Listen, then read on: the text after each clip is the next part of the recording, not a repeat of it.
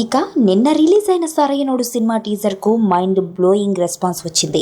Bunny look నుండి Boyapati taking వరకు, visual richness నుండి తమన్ అందించిన బ్యాక్గ్రౌండ్ స్కోర్ వరకు సరిగ్గా సెట్ అయింది. అందుకే అదిరిపోయింది. అయితే ఈ సమయంలో తమన్ బాబు అసలు ఈ కంపోజిషన్ను ఒక హాలీవుడ్ సినిమా నుండి లేపేశాడంటూ విమర్శలు కురవడం దురదృష్టకరం. యావత్ టీజర్కు ఒక రేంజ్ కిక్ ఇచ్చింది మాత్రం బ్యాక్గ్రౌండ్ మ్యూజిక్కే.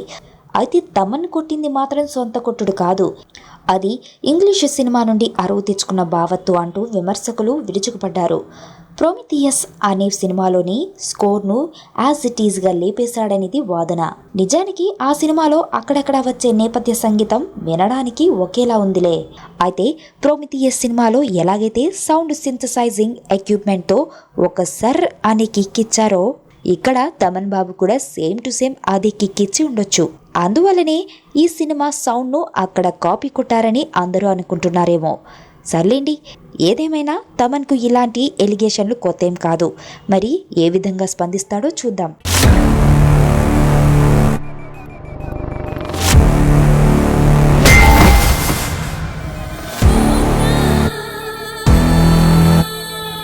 ఎర్రతోలు కదా స్టైల్గా ఉంటాడనుకుంటున్నావేమో. Mass ఊర్రా mass.